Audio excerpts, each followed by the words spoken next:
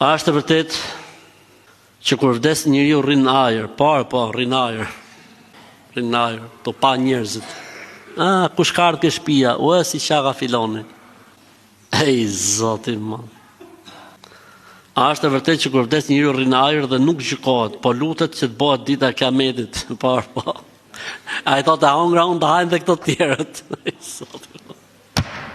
Ej zoti. A hongra unë thotë ai vdi që unë inshallah dezin gjithë. Ej zoti më. Kështu është kur shihni filma fantastiko shkencor shumë. Problem është. Ose kur shihni këto filmat që gjoja duan ta afrojnë se si del shpirti, çfarë bën shpirti, ka ca filma islamik që tregojnë si del shpirti, si i kap shpirti njerëzit, ato të qaci për trupit. Ky shko ke rrobat e veta si vesh dot. Shko kënej, anej, gjitha nej. Tu pak shu filmash, tak. Ej zotin madh, la. Kur njeriu vdes, shpirtin e morin me lajket.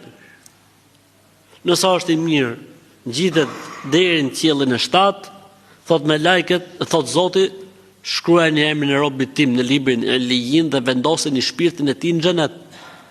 U fut trupin në varr. Vjen shpirti, bëhen pyetjet, shkon shpirti në xhenet, varri kthehet në kopsht për kohën e xhenetit. Të keqit, del shpirti nga trupi, e morin me lajket. E ngjisin lart me çfarë? Pëlhura zjarri. Këta me pëlhura xheneti, këta me pëlhura zjarri. E çojnë deri në qiell të parë. Sapet asi deri qielli, u varros. Në varr.